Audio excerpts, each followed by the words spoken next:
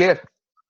Continuous FSK, discontinuous FSK, whereby a discontinuous FSK, there is no swift change or no smooth change when it changes the phase. Okay, when it changes the bit from 0 to 1 or 1 to 0, when it goes, the change is not as smooth as compared to continuous FSK. As you can see in the diagram, this portion, see, instead of this should have continuously gone like this, but instead of that one, no, the shift has gone up. That means there is no smooth change. This is called as discontinuous FSK. So your minimum shift king MSK is a type of continuous FSK. Okay, so clearly you can see from the equation also, this is for discontinuous, the first equation.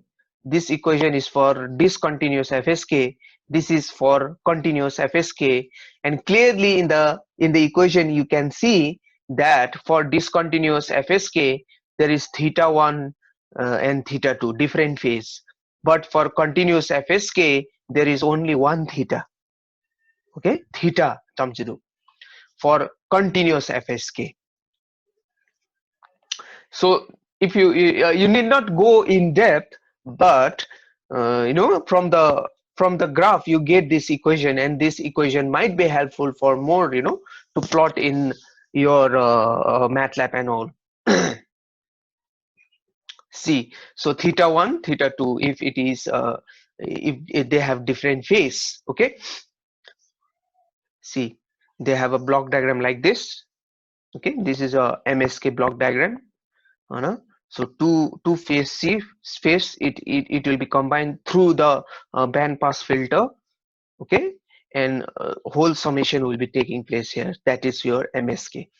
Okay, two signal which is having theta 1 and theta 2. Okay, so see, two signal of different phase. One signal is having a phase of theta 1, another signal is having phase of pi, not theta 1, pi 1, next signal is having a phase of pi 2. So they will be combined, and that combination will be helped for the generation of your minimum shift king. Actually this thing is not needed for you all, but you know, just for information. And it looks like this minimum, it's similar like your FSK. Okay, that's why your, in order to understand MSK, to understand FSK is very important. So FSK will not study, because you have already finished that in analog and digital communication. Okay, now clearly last time also when we were doing BPSK, QPSK, I told you that the PSD of the signal, you know, there is a PSD of the signal. What is PSD?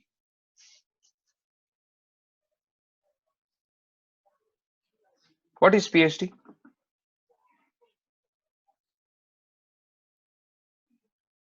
Power density. Power spectral density. Okay, so whenever, if you want to study the, you know, bandwidth or spectral usage, then you need to study the PSD of that modulation. Okay, power spectral density, it's very important if you want to study about the bandwidth and all, spectral efficiency and all, then PSD is important, must. So last time I gave you a general equation. From that equation you can plot PSD of any modulation technique, provided that you will have a complex baseband signal equation. If it is there, then you can apply that equation into the PSD equation, baseband equation, and you can plot. So similarly we have a PSD of MSK also. Okay, so this is your PSD of your MSK, you know? this second equation. Okay, you need not remember, but just understand, for all modulation technique there is PSD, okay, power spectral density, and from power spectral density you can study about bandwidth, you can study about spectral efficiency, okay, you can study about power efficiency, and last nalu you can also study about SNR, okay. And if you know signal to noise ratio and channel condition, then you can choose appropriate modulation technique. Okay, are you getting? Now if I plot this graph, okay, if I plot this equation, the second equation, this is PSD of MSK. Last time we plotted PSD of BPSK, okay. If we plot this PSD of MSK, the graph will look like this, okay.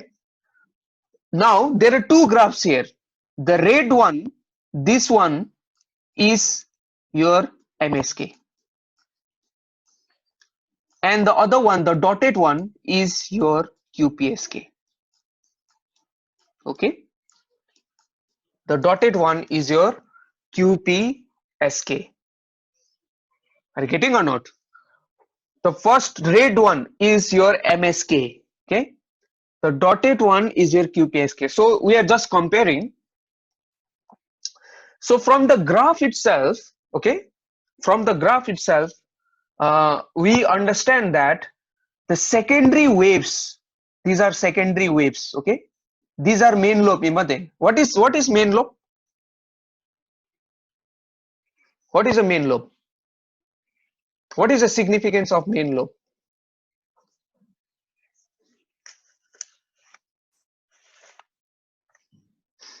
Maximum power. Most of the power is contained in the main lobe. Most of the power. So here, which is main lobe? This is your main lobe, Ani. This part is main lobe of MSK, and this part is the main lobe of QPSK. I hope you are understanding, huh? This part from here to here, this part, the black dotted one, I told you the dotted one is your QPSK. If you don't understand, please stop me. This part is very important. This dotted part is your QPSK. The red part is your MSK. So from the graph, okay, which has more bandwidth? Null to null bandwidth, MSK or QPSK? MSK. MSK has more null to null bandwidth because MSK, it has a larger, from here to here, it has larger null to null bandwidth. Null, this is null, right? And a null is somewhere here. From here, the other null to null bandwidth, this is from null to next null bandwidth, is larger in MSK but smaller in QPSK. So we can conclude here that if you want a bandwidth stringent, okay, modulation technique, then MSK is not an appropriate modulation technique. Okay, I repeat, Darotame, this point is very important.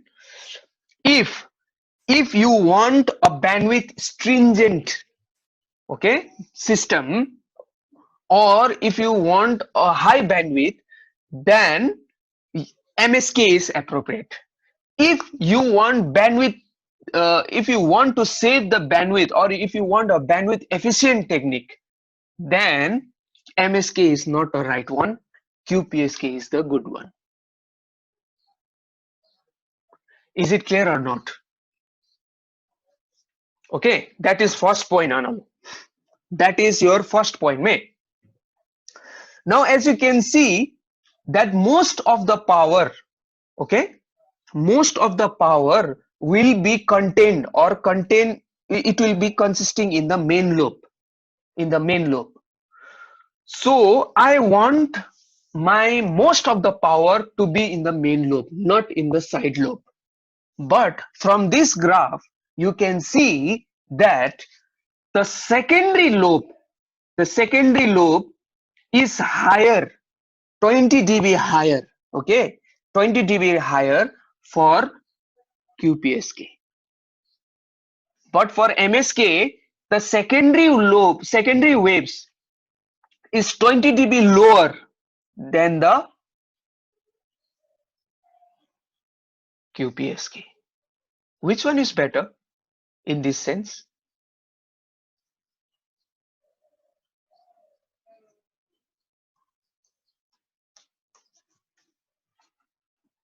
This is QPSK. QPSK is higher. MSK secondary lobes is down. Which one is better? MSK, sir. MSK is better because I want side lobe as low as possible because most of the power I want in main lobe. That's why we call 99% more of the power to be contained in main lobe. What we call that? What type of bandwidth is that? Occupied, right? Occupied. In occupied bandwidth, 99% of the power should be contained in main lobe. That is very important. If you have that, the system is better. But here what happens is, for QPSK, the side lobe is already high, 20 dB high. So most of the power is also getting distributed in side lobe as well. So in terms of information, content, your QPSK is better. MSK is better. So I have 2 points here. See, number 1, number 2. Number 1, almost 20 dB decay of the side lobe from the primary lobe. Number 2 point, most of the power is contained in the main lobe. That's why the bandwidth is higher for MSK. Okay, are you getting or not? Are you getting or not? Yes, sir. Now, okay, in terms of power efficiency, MSK is better, but in terms of bandwidth efficiency, QPSK is better. But MSK has other advantages, like for example, what are the advantages of MSK? BER performance, constant envelope, advantage. So that's why if I try to bring this bandwidth,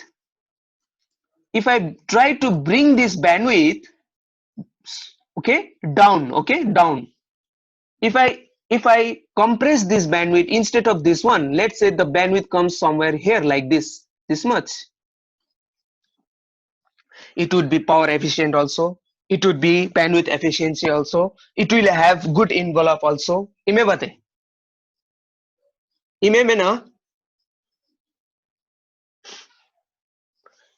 Yes, if I try to compress this, okay, if I try to bring this main lobe null, this is null, remember null. If I try to compress this null more closer to the origin, so I try to decrease the bandwidth, then your MSK will be the best modulation technique. And how do I bring the null more closer to the origin? By using filters. Is it clear? By using filters, I can bring this null towards origin or try to decrease this bandwidth. So that's why we use a filter, a race cosine filter, or one special type of filter in GMSK. We call this as Gaussian filter. We use Gaussian low pass filter. That's why this technique is called as Gaussian minimum shift keying. Actually, this Gaussian minimum shift keying is a technical term of your GSM. but GSM is the overall world.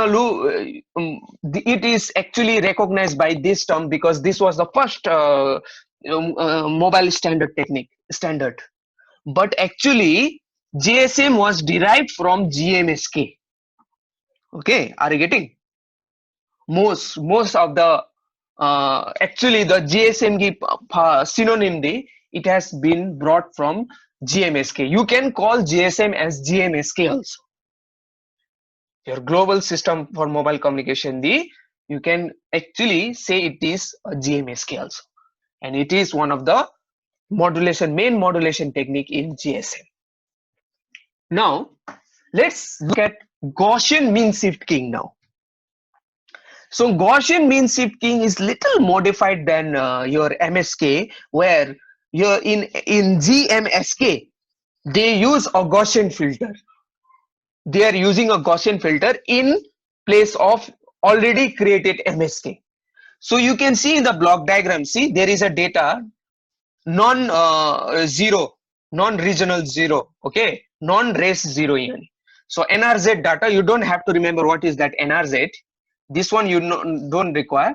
Just remember that there is a data. This data first, before giving to your FM transmitter, the data will be first given to your Gaussian low pass filter, LPF.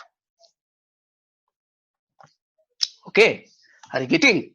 Before, then after it filters it down, then I give to your FM transmitter, and FM transmitter will generate a modulated Gaussian minimum shift keying signal for RF communication.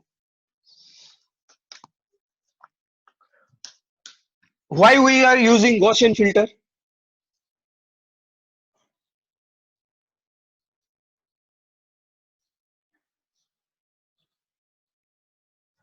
Why we are using Gaussian filter? To decrease the bandwidth. To decrease the bandwidth, to make it better spectral efficiency, to improve bandwidth efficiency, and then we are using your Gaussian low pass filter. So it is a derivation of MSK, little modification. If this Gaussian filter was not there, then this is a MSK. The side lobe levels of the spectrum are further reduced. That's what I was telling you. See, the side lobes level of the spectrum further reduced by passing the modulating data wavefront through the Gaussian pulse shaping filter. Okay, not only this will decrease, but also the side lobe amplitude will also decrease same. So I want as minimum as possible these side lobes, these secondary lobes, because more is the secondary lobes, there will be more amount of your intersymbol interference. Okay, so we are plotting your PSD, power spectral density, and from power spectral density we can study about your bandwidth. That's why PSD is important. Okay, so this is just in theoretical, remember the most theoretical. This scientist and engineer, they did with different role of factor, this different role of factor. Now role of factor means now how much to decrease. Let's say okay, eraser, let's say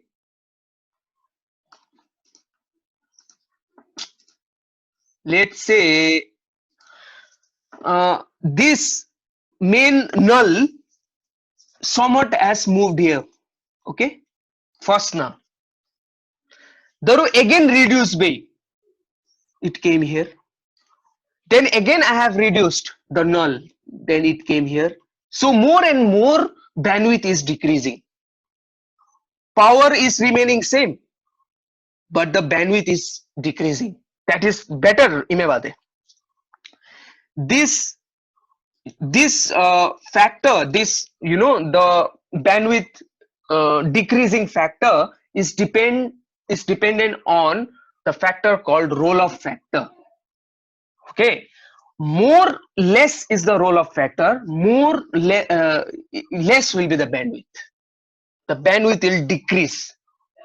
And in technical term, in main telecommunication, like for example in Bhutan Telecom, Tasicel, they use a term called BT factor. Okay, we come here. No, Anna, BT factor. They use this term. BT stands for bandwidth time product. And these are the roll-off factors. Are you getting or not? See, smaller is the roll-off factor. Okay, the bandwidth is remaining, the bandwidth is decreasing, but what is happening? 99% of the power is remaining same. It is remaining same, but just the bandwidth is decreasing, which is better actually, bandwidth efficient. For MSK, the roll-off factor was 1.2. Please note this. Okay, BT, that means bandwidth time. See, 99% of MSK power is contained within a bandwidth, that is B equal to 1.2 divided by T. So BT factor is 1.2 for MSK. But for GMSK, it can be between 0 to 1. Are you getting or not? Now, this is so this scientists and engineers, they went through the base station tower, and they were studying all this, and they were plotting the graph. So you can see from this graph that this graph, and particularly this graph, the main dash line, this is for MSK. What is the roll-off factor? That is for MSK. 1.2. 1.2 is the roll-off factor for MSK. Now I decrease the roll-off factor. When I decrease this roll-off factor, the null is getting down. Now firstly the null was here. Now when I decrease the roll-off factor, the null is getting down here. Decrease, see? Null. So these are for your GMSK. And these are all your GMSK. See here in this graph also, your spectral density graph. This is roll-off factor for 0.16. This is roll-off factor for 0.1, 0.2, 0.25, 0.3, 0.4, and ultimately it is just 1. 1 is MSK. This is MSK, Mate. This particular graph is for MSK. Then we decrease, because to make the null bandwidth, null to null bandwidth as low as possible, and if we do that, bandwidth efficient will be emphasized. And when we talk about bandwidth efficient, we are talking about spectral efficiency. So in GMSK, spectral efficiency is better compared to MSK. So there is one question: what are advantages of Gaussian mean shift king over minimum shift king? Gaussian minimum shift king over minimum shift king. You can see this question in book also. Okay, and many answers are there. So some of the advantages is that, see, Gaussian filter minimizes the instantaneous frequency variation. Frequency variation is also minimized in GMSK. It is spectral efficient. See, why it is spectral efficient, I have just explained you. Particularly useful in spectral efficient means bandwidth efficient. Okay, here the spectral efficiency means bandwidth efficiency. It has constant envelope, spectral efficiency, good BR performance, self-synchronized. These are all advantages of your GMSK. So ultimately, GMSK is a derivative of MSK, is a modified version of minimum shift king. where the bandwidth required is further reduced by passing the modulating waveform through Gaussian filter. Okay, is it clear or not till this point? Just tell me. Only 12 of you.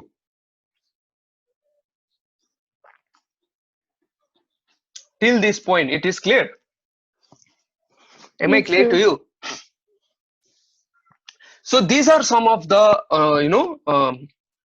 important modulation schemes before we go to next part. It's actually the continuation only from here, but this is actually the modulation techniques in wireless communication.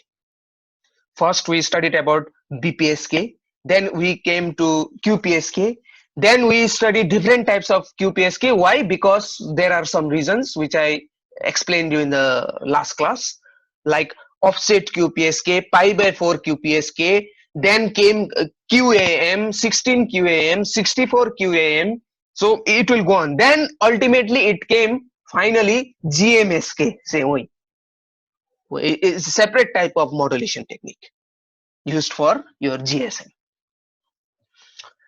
Don't go in depth for the equations. I don't require. Okay, these are not required. Just go with the through the surface and whatever I told you in the class. Now, okay, just an introduction because time is there. Just an introduction before we go to GSM. Okay, before we go to GSM, let's look at some of the identity numbers. Okay, wait, let's look at some of the identity numbers. Have you heard of this number? IMEI number. IMEI.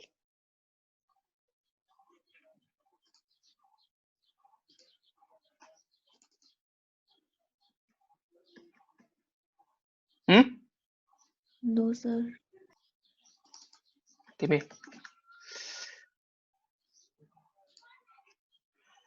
IMEI number. Have you heard of IMEI number? Daja seminar, somebody was telling about this.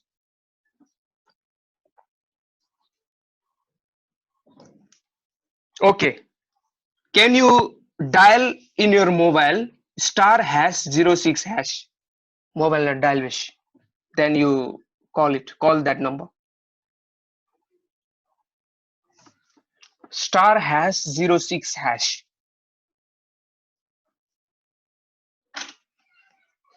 *#06#.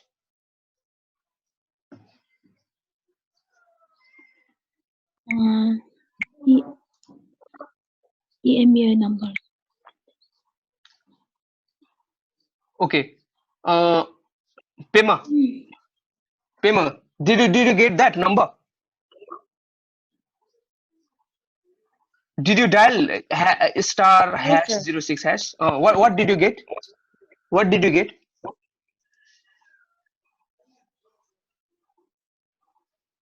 Sir, IME number, sir. And IMEI. IMEI. How many IMEI numbers did you get there? total number, sir. Yeah, how many IMEI numbers are there? 2, sir. 2, right? Why there is 2? 1. Who has 1 here? Out of from here, who has 1? Who got only 1 IMEI number?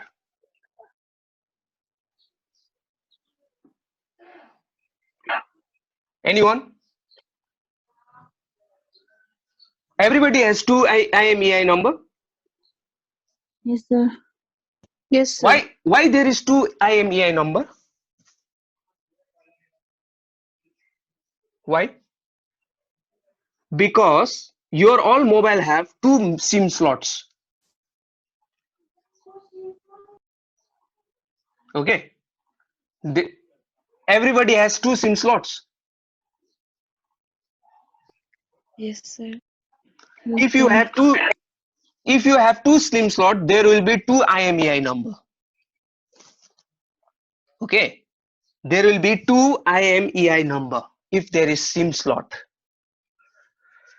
Now IMEI number stands for, and each equipment will have unique IMEI number. Like for example, Pema's IMEI number will not match with Nima's IMEI number. It will be different, and for different SIM slot there will be different IMEI number. So this is how you get the IMEI number, that is star hash 06 hash internationally wherever you go. Now let's look at what is this IMEI number. IMEI number stands for International Mobile Station Equipment Identity. Okay. Now you bought a new mobile. First, Nalu, you bought a new mobile, then you put a SIM. When you put the SIM, it will take time to boot. Have you noticed that? Okay, registering, authenticating, identifying से थे.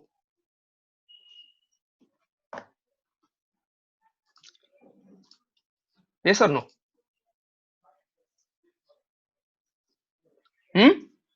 Yes or no? Yes. Registering, identifying, what is it doing actually?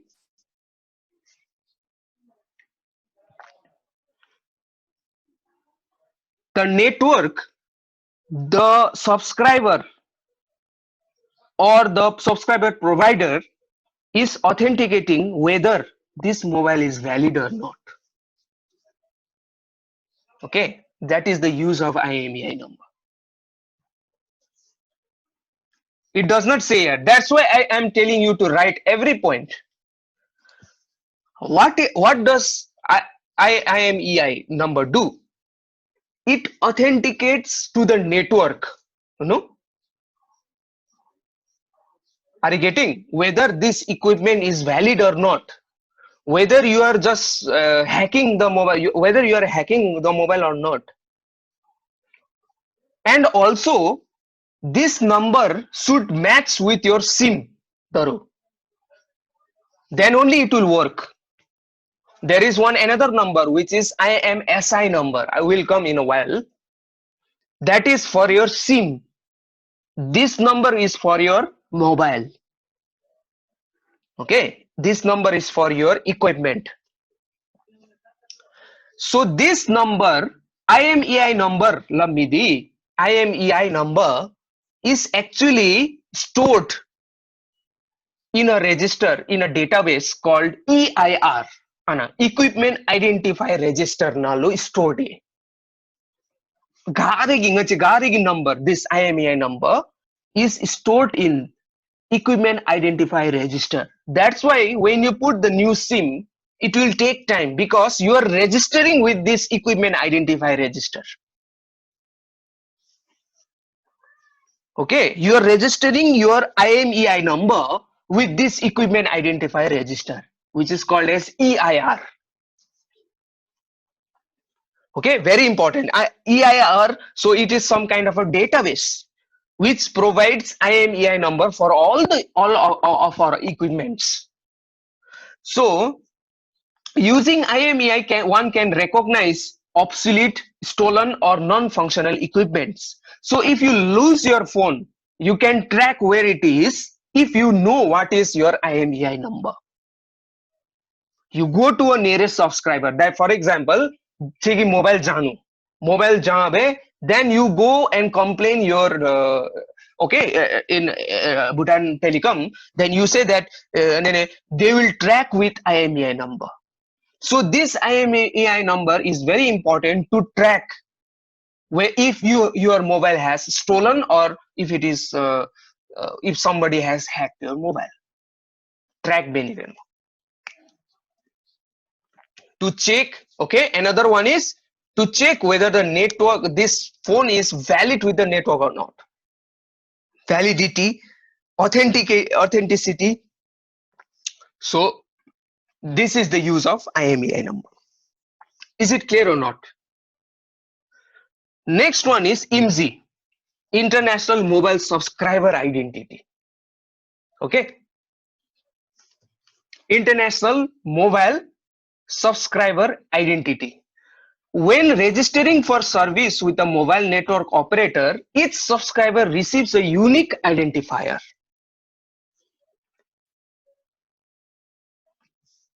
Okay, Dachidi, I am identifying or validating or authenticating the mobile, the equipment to the network. Now, I am validating or identifying or authenticating the SIM card to the network now with this number. Okay, and also the SIM card number and the mobile number, mobile IMEI number should also match. Your IMSI number, your international mobile subscriber identity number, and your international mobile IMEI number, equipment identity number should also match. Then only it will work.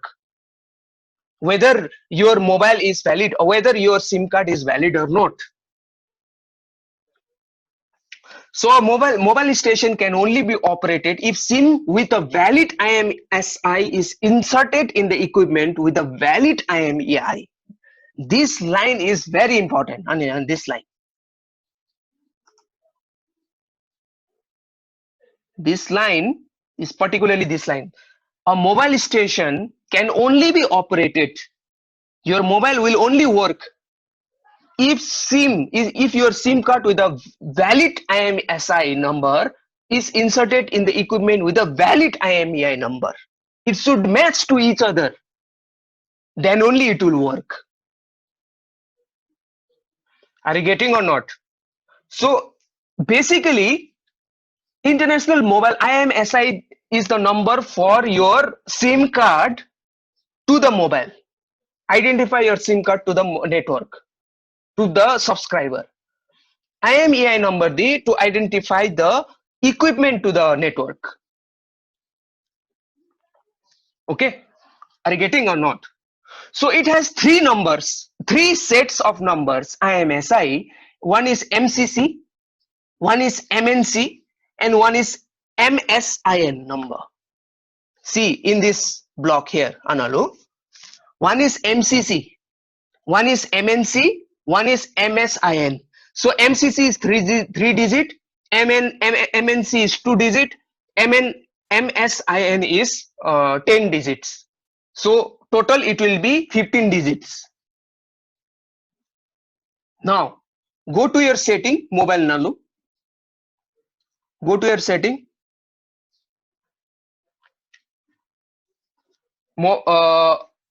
Connections.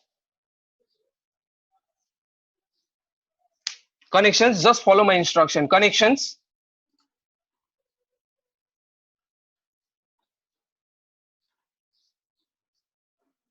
Connections. Joiga. Mobile networks. Mobile networks. Mobile network no job hai. Can you see that access point names? Access point, please respond. Respond be mengolu. Yes, sir. Access point names. Yes, sir. Now when you go to access point names, edit access point names, or you can click that B mobile. When you click that, it will edit access point names now. Hoinga. Yes, sir. When you scroll down, you will see MCC, MNC. Can you see that? Yes, sir. When you scroll down, it will come MCC, MNC. Okay. Deme. Sonam Darji. ठीक है MCC number गची में. ठीक है MCC number गची में.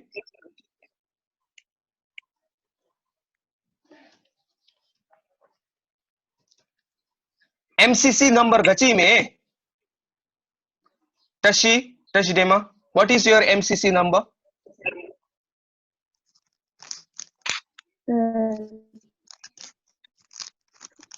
402, sir. 400? 402, sir.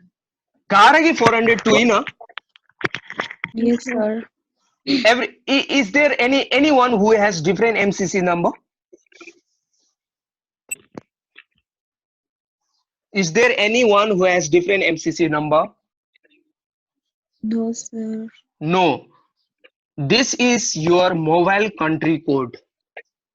Okay. So it will remain same for everyone. 402 ro देखो गारे maybe for India it will be 405, 403, 404. For US it will be different number. MNC is your mobile network code. What is your mobile network code? Anybody who is using Tasicel? Analo? Anybody who is using Tasicel?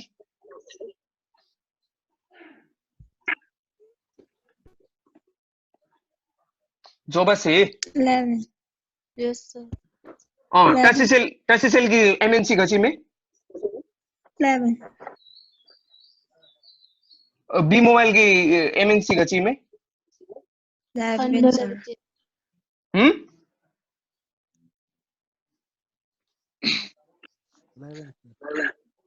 So घारे की 11 है ना. Yes, sir. So this is your mobile network code. This is your mobile network. Actually, this should be different for different regions. But Bhutan is a small country, that's why there is not much of difference for us. But if you go in India, for each a guy who is in Delhi will have different MNC than the guy who is in somewhere in Kolkata. Or the guy who is working, a guy who has a Geo SIM will have different MNC number than the guy who is using Airtel. So different MNC number will be there. So there is these two codes. One is MCC, one is MNC. Okay. First one is which you can get. This is given to the public, but subscriber will not give MSIN number. Okay, MSIN number the only mobile station or subscriber will know this. We all will have MSIN number. Every one of us has a MSIN number, but this MSIN number we do not know. Only subscriber will know. And you will not get also. If you need very special permission to get this number. Mobile subscriber identification number. Are you getting? So this number is very unique. So this number is given is not known to the public. So whole MCC, MNC, MSIN Zodalu, when I club all this together, this is called as International Mobile Subscriber Identity, IMSI. Very important number. Okay, so for security purpose, this MSIN number is not known to the public, not given to the public. So when you lose a mobile, first they will check IMEI number, then they will check IMSI number. So if the hacker already knew this MSIN number, the number cannot be, tracked. Your mobile cannot be tracked. That's why this MSIN number is not known to the public. Is it clear or not? So you can see this blue block here, dialog box, blue block. So what is this MCC, MNC? Okay, you'll know here from here. Okay, so this is it. Now, last we have a ISDN number. This is your mobile number. Like for example, my number is 17739944. This is your ISDN number.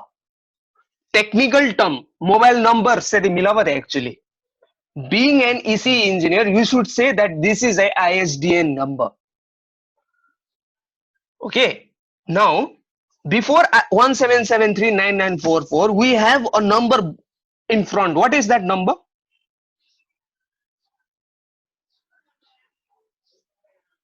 97. 975, yes. 00975 plus 975. Actually, plus 975, 1773, 9944 થયો માતે. Anybody knows what is the significance of this number? What is this 975? What is this 1773? What is this 9944? Country code, sir. Country code is plus 975. So somewhere I go to Deme. Open Bijaiva. I am sharing screen. Yeah. Did you see this? Can you see this? Can you see this screen? Yes, sir. Yeah. Plus 975, Anna. Plus 975. Then 1773994. But this is for landline. And the landline. Now, plus 975 is your country calling code.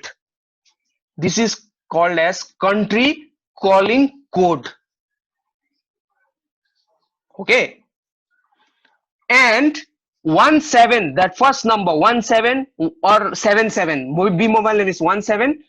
Tassicel is 77. And right now, B mobile gidi 16. Now, these are mobile operator codes. Analu. These are mobile operator codes. 17 and 16 for B mobile and Tassicel for 77. So this is actually very simple. See, 8 number. There are 8 numbers. 8 numbers now. 2 digit is for mobile operator code. 6 digits are for subscriber name. Please note this. Okay, this is not given in your textbook. But you need to understand the meaning of this. There are 8 numbers. 17739944. 8 numbers. Out of these 8 number, first 2 digit is your mobile operator code. Other 6 numbers is your subscriber number. But the thing is, in Bhutan, it is not complicated because Bhutan is a very small country, less population. But in India, this mobile operator code Lamidi, it is 4 digits, whereby it will also say that, like for example, if the guy is from Delhi, we will have one number, one different mobile code. If a guy is from Tamil Nadu, he will have different. So due to more number of population, it has happened in India, but it has not come to that stage in Bhutan. But in future, it will come to that stage. If, like for example, let's say Tenzin is from Hinsi and Dema is from Bumthang. So these both of them, if you get a SIM from Bumthang will have different mobile operator code compared to Lindsay. That means, let's say 1701. 01 is the code for Bumthang Zongkak. 02 is the code for, let's say, Samru Zongkak. So if I buy a SIM from Samru Zongkak, that is B Mobile, I will have 1702. If you buy a SIM from Bumthang, then it will be 1701.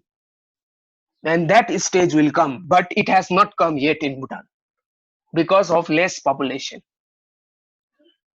The complication is less. So these are ISDN number. Okay, I have given example of Indian number actually because I have taken this example from some other source. When you are typing, so for example, if you call your mother, okay, who is in Thimpu and you are in somewhere in Samzongkar here in the college, you are typing ISDN number. Please don't get confused with IMSI number. Your mobile number is not IMSI. Okay, your mobile number is MSD. Many of my students make a mistake there. You are typing mobile, you are typing your ISDN number. It is not IMSI number. So when you call the number, first it will check IMEI number. Okay, then it will check SI number. So when you type ISDN number, first it will check IMEI number first. Then it will check whether it is then it will check with the MMC and MNC. Then it will route the call to that one. Are you getting or not? This is ISDN. So see, ISDN has this all. This is in India. This is in India, actually. This is in India. You don't have to remember this. So country code, we have how many country codes? 3 number country code, and our 17 is your this one. What is that? That's 17 operator code, and your 77, the remaining 6 number is your subscriber number. That is your subscriber number. Is it clear?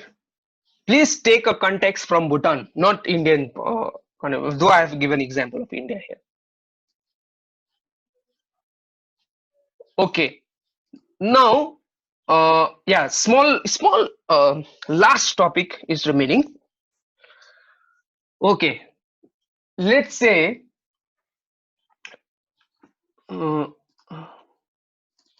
this is the last part. Please listen this very attentively, man. Okay, let's say this is Deothang and I have a base station here. Okay. Okay. Now, when you are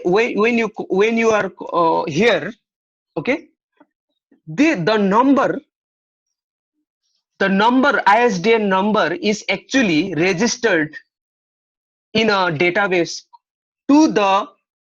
in the database of this base station of Deothang.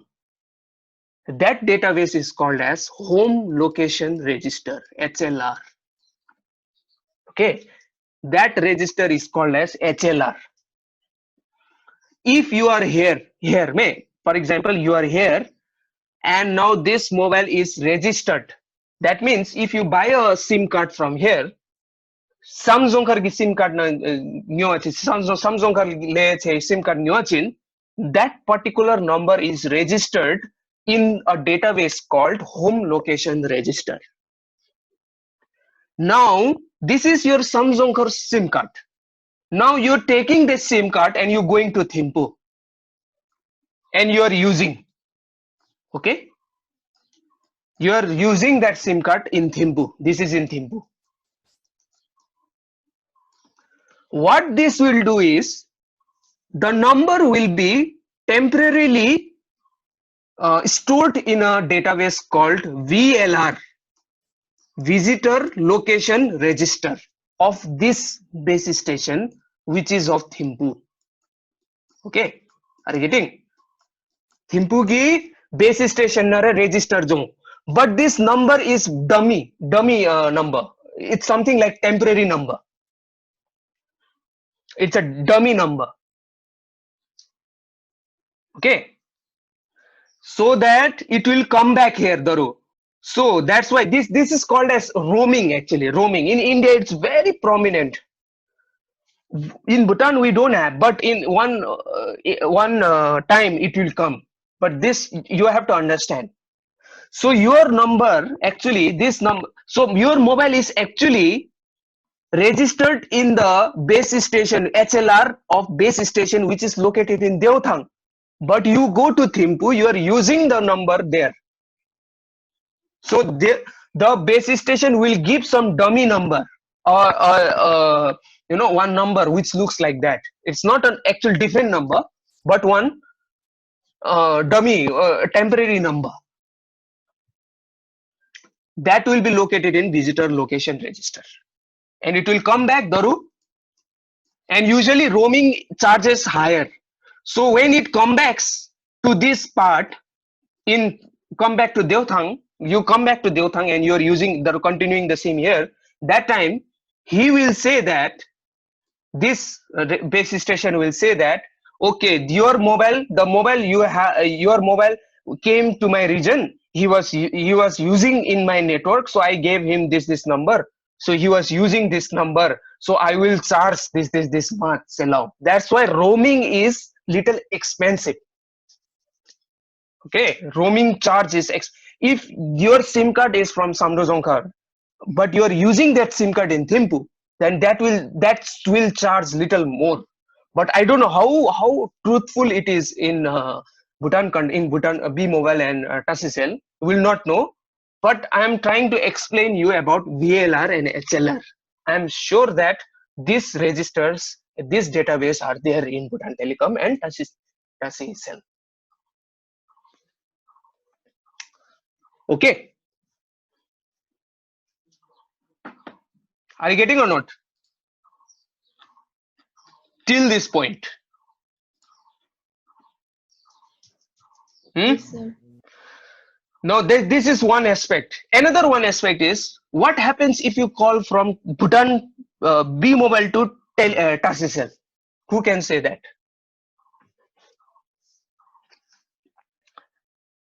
B Mobile to B Mobile is I explained you. Okay, B Mobile to Mobile is VLR and HLR. Now what happens if you call from one subscriber to next subscriber? Let's say from Bhutan Telecom, your number is B Mobile, and you are calling to Tasicel number. Now what will happen?